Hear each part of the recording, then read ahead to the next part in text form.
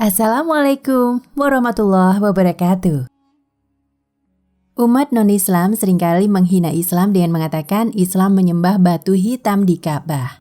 Mereka sering memfitnah Muslim menyembah kotak hitam Ka'bah itu sendiri dengan alasan umat Islam selalu menghadap Ka'bah dalam melaksanakan sholat 5 waktu dan sholat sunnah. Umat Islam pun dilarang buang air kecil maupun besar dengan menghadap Ka'bah. Padahal justru mereka umat non-Islam sendirilah yang mengingkari kitabnya yang ada di tangan mereka sendiri, karena perintah menghadap kiblat ini telah diperintahkan pula pada nabi-nabi sebelum Rasulullah Muhammad SAW, baik dalam perjanjian lama maupun perjanjian baru. Ka'bah sendiri merepresentasikan bahwa siapapun umatnya tetap hanya satu arah, satu tempat, menyembah satu Tuhan, Allah Subhanahu wa Ta'ala. Walau Anda membuat Ka'bah yang sama persis, tetap saja seluruh umat Islam akan tetap ke arah kiblat yang asli, yaitu Ka'bah yang asli. Tidak seperti agama lainnya yang sembahan dan mengkultuskan suatu benda replika. Bahkan setiap nabi memiliki kiblat dan tugu batu untuk melakukan tawaf atau mengelilingi batu tersebut, hanya mereka umat non-Islam saja yang tidak pernah membaca kitab mereka. Sehingga secara tidak sadar, mereka malah menghina kitab yang ada di tangan mereka sendiri. Dalam Alkitab mereka sendiri, jelas tertulis bahwa salat itu harus menghadap kiblat. Sebagai berikut ayatnya, Mazmur 5:8, tetapi aku berkat kasih setiamu yang besar, aku akan masuk ke dalam rumahmu, sujud menyembah ke arah baitmu yang kudus, dengan takut akan engkau. Mazmur 1382, aku hendak sujud ke arah baitmu yang kudus dan memuji namamu, oleh karena kasihmu dan oleh karena setiamu, sebab kau buat namamu dan janjimu melebihi segala sesuatu.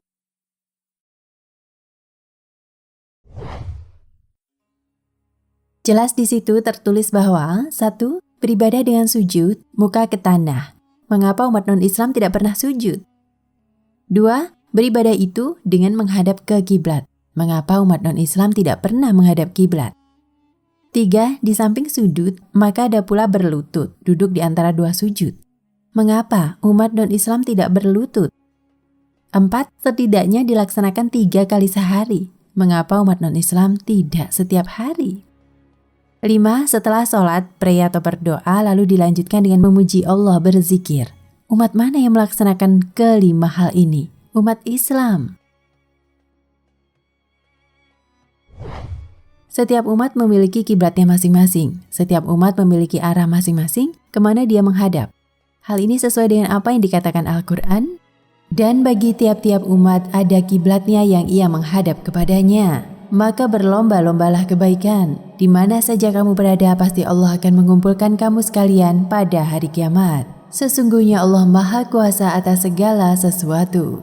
Quran Surat Al-Baqarah ayat 148.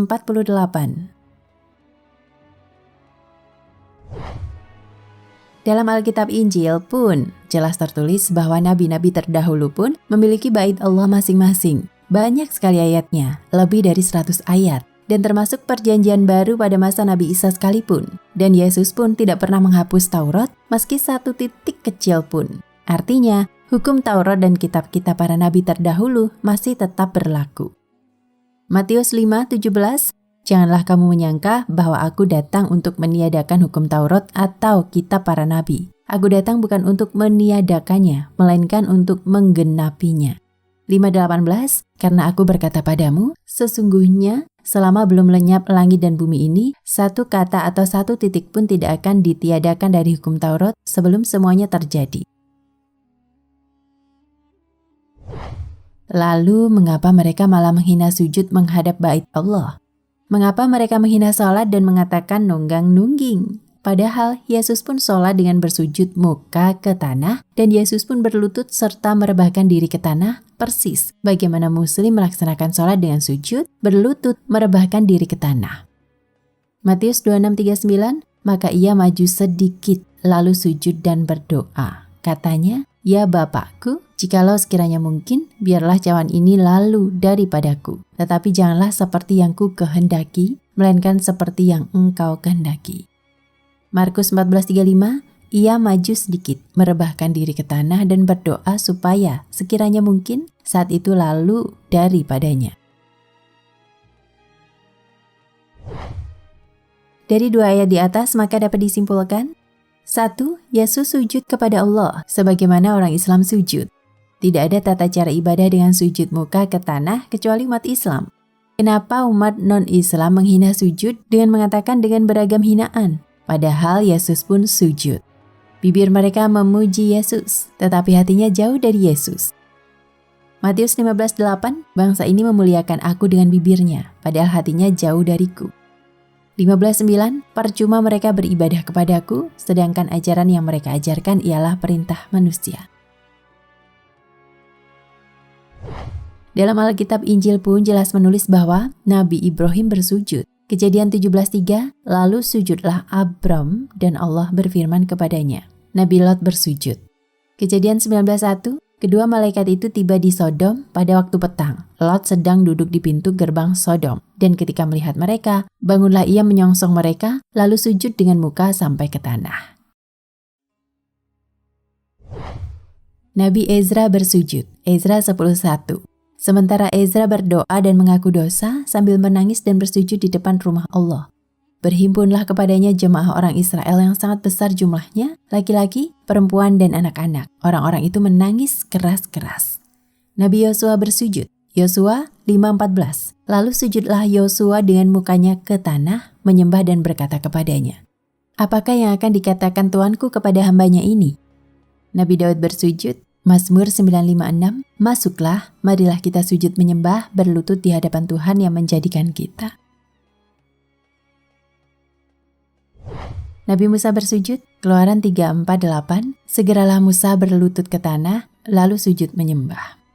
Nabi Harun bersujud. Jadi Nabi Ibrahim bersujud, Nabi Daniel bersujud, Nabi Musa bersujud, Nabi Harun bersujud, Nabi Daud bersujud, Nabi Sulaiman bersujud, Nabi Yosua bersujud, Nabi Yehezkiel, dan Nabi lain pun bersujud. Bahkan Yesus pun bersujud.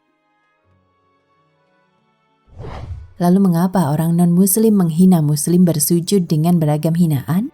Mengapa mereka sendiri tidak pernah sujud?